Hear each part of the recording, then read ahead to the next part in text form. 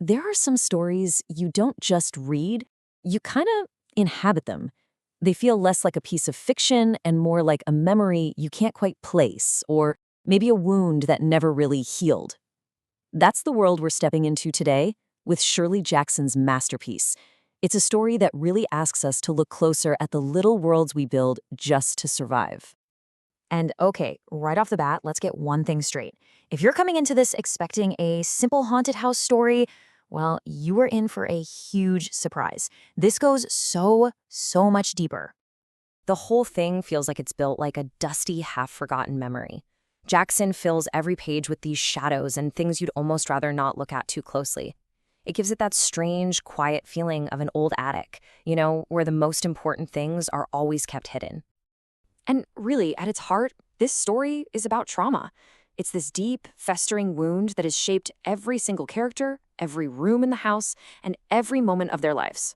So to really get a handle on this wound, we first have to understand the world it created, a world that is completely stuck, just frozen on the day everything went so terribly wrong. Inside the big, isolated Blackwood estate, only 3 people are left. First, we have Merricat, our narrator. She's 18, but she's got this very childlike, kind of wild and superstitious vibe, and she's fiercely protective.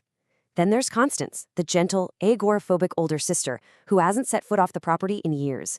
And finally, there's Uncle Julian, a man just physically and mentally shattered who is forever replaying the past in his head. They are the last survivors of a huge family tragedy. So, what was this tragedy? Well, 6 years before our story even starts, during what seemed like a totally normal family dinner, someone put arsenic in the sugar bowl. The rest of the family, the parents, an aunt, a younger brother, they all died.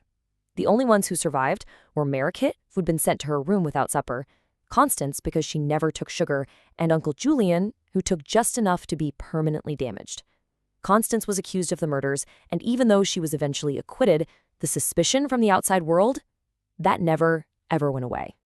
And you have to understand that suspicion is everything. The outside world, especially their village, acts like this single monstrous being. When Merricat makes her twice-weekly trips into town for groceries, she's hit with whispers, hateful stares, and these awful rhymes the children chant at her. The town has judged them, and in their eyes, that verdict is absolutely final. Now, to truly understand this weird, isolated world, we have to see it all through the eyes of our narrator, Merricat. And she isn't just a character, really. She's like a living symbol of what trauma does to a childhood. Merricat's entire reality is held together by these private little rituals. Her whole existence is a series of these magical acts she's invented to keep her small world safe and, more importantly, under her control. She buries things like silver dollars and books in the yard to create a protective barrier. She has secret words, secret hiding places. Her greatest fear isn't ghosts or monsters, it's change. Any disruption to her fragile routine with Constance is a massive threat. This right here, this quote, reveals her one desperate dream. It's the core of her entire being. She believes with the absolute conviction of a child that if she can just keep the outside world out, if she can keep everything exactly as it is, then she and Constance can be safe forever. It's this heartbreaking wish to just stop time before it can hurt you again. But you know how it is. The world never stays out for long, does it? And in this story, the world arrives in the form of a person, Cousin Charles. Charles represents every single thing Merricat is terrified of. The sister's world is built on silence, on routine, on preserving the past. Charles brings noise, change, and an eye towards the future. He's charming, he's manipulative, and he immediately starts trying to pry their fragile little sanctuary apart, all while keeping a close eye on the family safe. He is the outside world, literally forcing its way in. Merricat tries to fight him off with her little magic spells and rituals, but it's just not enough. After a big confrontation, a fire accidentally starts, and in a single catastrophic moment of change, the one thing she has tried so desperately to protect, her home, begins to burn to the ground. And this is one of the most chilling sequences in all of literature. The villagers arrive, but not to help.